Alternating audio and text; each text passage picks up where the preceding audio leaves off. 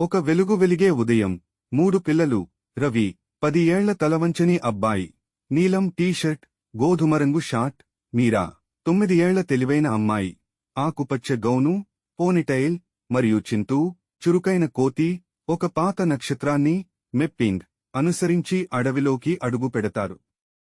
పక్షులు కిలకిలమని అరుస్తూ, సీతాకోక చిలుకలు రెక్కలు లాకుతూ విహరిస్తుంటాయి. మార్గం పొడవుగా నది ఒడ్డుగా విస్తరించి తక్కువ లోతైన నీటిలో చిన్న చేపలు ఈదుతుంటాయి. పెద్ద రాళ్ల మీదుగా దాటుతున్నప్పుడు ఒక బంగారు నల్లరేఖలతో మెరిసే పులి బయటకు వస్తుంది. పిల్లలు భయంతో గుండెల్లో ఊపిరిని ఆపుకుంటారు. ఆ పులి వారిని కాసేపు గమనించి నిశ్శబ్దంగా వెళ్ళిపోతుంది. వారు ఊపిరి పీల్చుకుని ముందుకు సాగుతారు.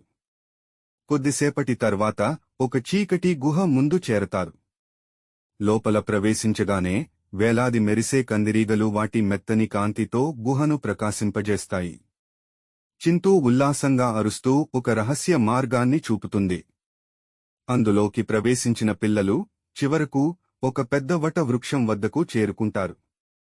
మీరా మట్టిని తొలగించగా రవి ఒక పాత కలప పెట్టెను బయటకు తీయగలుగుతాడు. పెట్టెను తెరిస్తే మెరిసే గింజలు కనిపిస్తాయి. పక్కనే ఒక పాత నోట్, ఇవి నాటితే అడవి ఎప్పుడూ హరితంగా వర్ధిల్లుతుంది.